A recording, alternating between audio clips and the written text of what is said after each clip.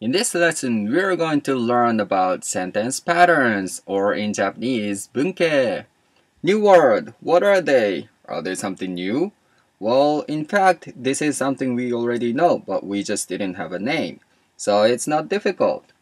But why do we learn it? Well, it's simply because if we know the sentence patterns, it's easier for us to understand complicated sentences. And not only that, it's easy for us to create many different sentences. So that's why we're going to learn about sentence patterns. So what are sentence patterns? Well, as you can see, they are patterns of a sentence.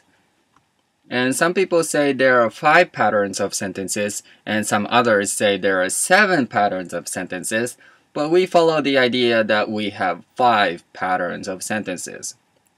So, what are the sentences? Well, let's think about it with some examples. Example 1. Charles ate the onion rings. Charles ate the onion rings. And here is a sentence. And what do we have in a sentence? Well, let's think about it.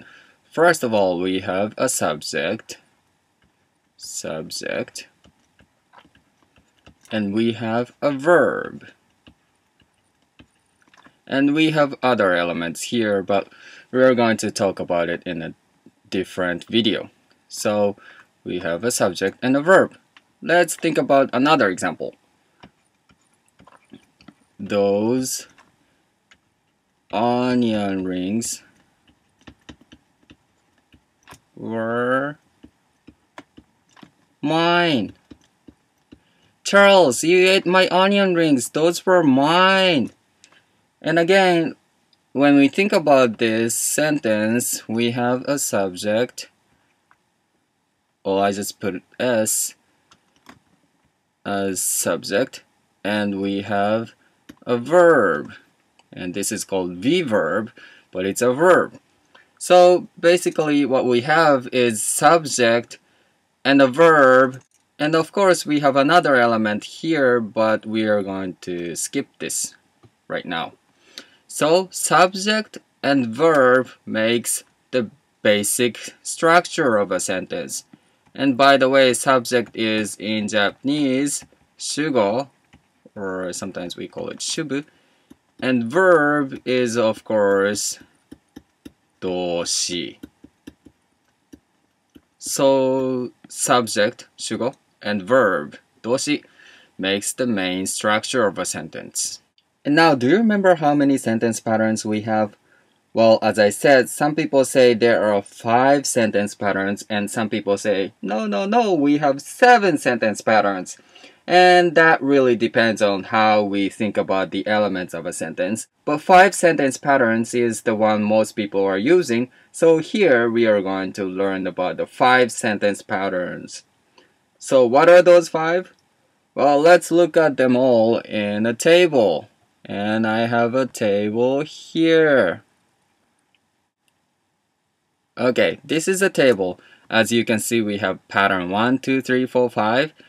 And as I said, subject and verb is the main structure of a sentence. So all of those 5 sentences have subject and a verb. And the differences among pattern 1, 2, 3, 4, and 5 is that what elements they have other than subject and verb. And that decides which pattern the sentence is. And today we are going to focus on pattern 1. Pattern 1 is a very simple structure. It has a subject and a verb, and that's it. In Japanese, we say subject wa verb suru, nani wa honyarara suru. And pattern 1 is usually used for 口語表現 or ことわざや慣用句、格言. So let's look at some examples. Alright, example 1. I know. Charles ate my onion rings. I know. And what do we have in this sentence? Well, we have a subject and we have a verb. And this is a very simple structure. And this is also true in 否定文. Let's look at another example. I don't care. Charles ate my onion rings. I don't care. And here we have a subject and we have a verb. And even though this is a 否定文, don't makes this sentence a 否定文. But it's still S and V, subject and verb.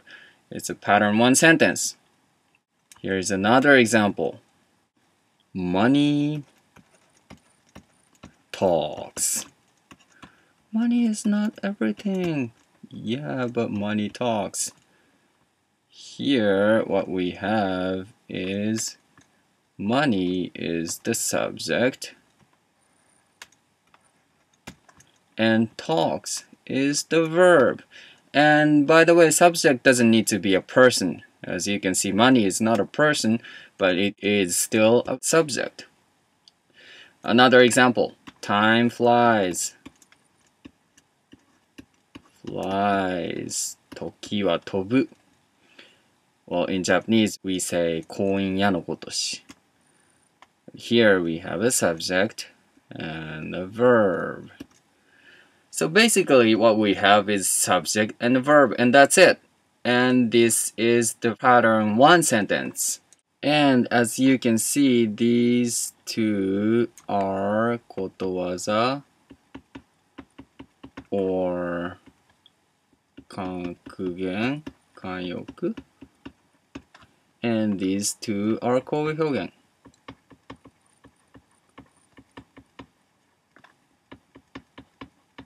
So pattern 1 is usually used for 格言 or ことわざ or 口語表現. And here's the point. Pattern 1 sentences don't need to be short. What does that mean? Well, in here we looked at very short sentences. And if we go back to the table, we have other elements like complement, 保護, or objects, 目的語. But we don't have 修飾語. Whoa, whoa, whoa! Another new word? Well, don't be panic. We already know it. Let's calm down and think about it. So let's look at some examples here. Yoshi gets up early every day. Yoshi gets up early every day. This is not a typical 口語表現 or this is not a 格言 or a ことわざ. But let's think about it. We have a subject and verb here. This is actually called verb clause because it's not just one word but two words. But we're going to talk about it later. And we have early and we have every day. These are not subject, these are not verbs. So what are they? Well, we call it adverbs. Adverb, or in Japanese it's 副詞.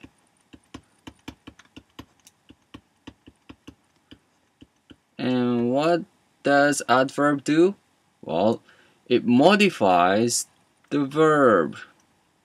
verb 動詞を修飾する副詞です。And every day, this is also an adverb or adverb clause. And what it does is it modifies the whole sentence. Yoshi gets up early every day. It adds another information. So here we have subject and verb and adverbs. But when we think about sentence patterns, we don't think about adverbs. We skip adverbs.